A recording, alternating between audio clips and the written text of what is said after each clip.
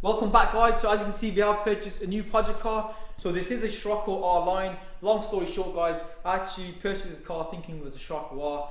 It literally went to the live auction on Copart. It had about a minute left, so I was rushing through all the pictures to see how bad the damage was. And yeah, I ended up putting a bid in. I won the car, then I realised, wait, it's a diesel, not a petrol. So obviously, Scirocco R's are petrol, not diesel.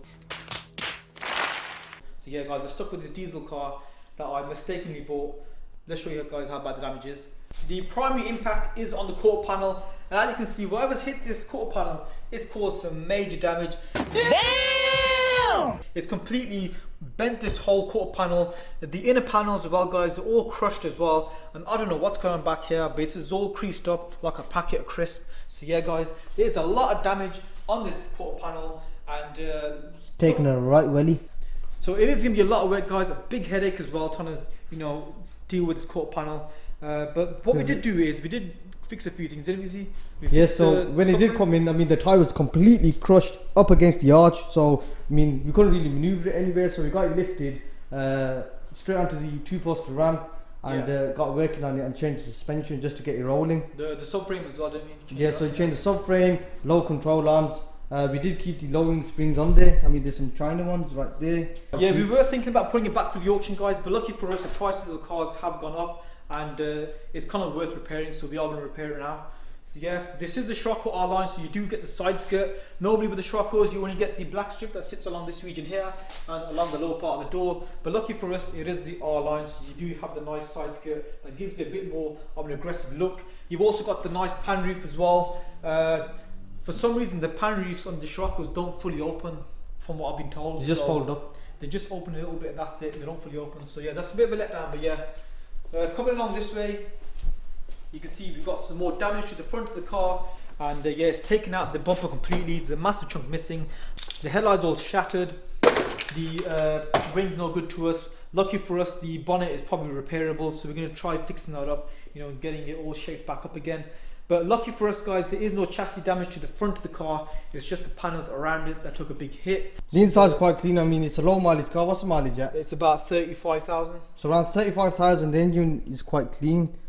Yeah, so it's a 2015 model. The battery's missing. We've actually removed it about a week ago and left it somewhere, so it's gone on the walkies. We ain't actually purchased one, so to be honest, that battery's completely dead. We tried to charge it up, it just wouldn't holding charge. So, anyways, coming along this way, you'll see that this side of the car is perfectly fine. It's a little bit dirty, but it has been parked for quite a while. And for some odd reason, the alloy wheels, all four of them, they sit inside the arch.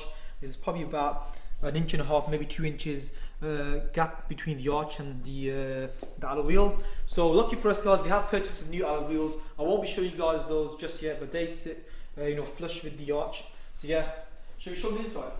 Yep. Well, first of all, check out the alignment on this. There's a massive gap here, guys. You can literally stick your fingers inside that gap. So I will probably get my foot inside there. You can probably get your whole body inside there, to be honest. Coming to the inside of the car, we have got one key. As you guys know, most salvage cars only come with one key. Curtain airbags are obviously blown. Yeah, that's in the way now. But yeah, chair. So a lot of the times you buy these auction damaged cars from auction, you can see that with the side impact, they tuck the curtain airbags in. So when you buy the car, you realise later that the curtain airbag is actually deployed.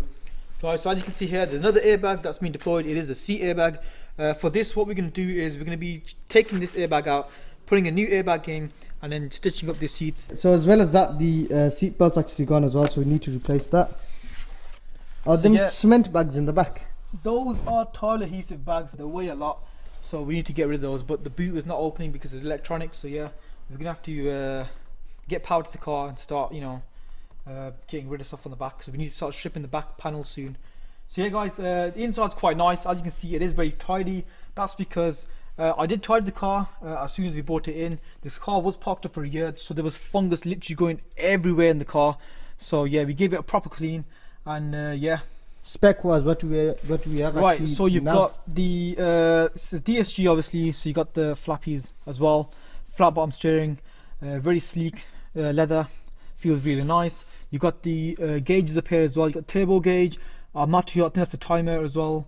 And you got the oil gauges just on the left. So yeah, it looks very sporty on the inside.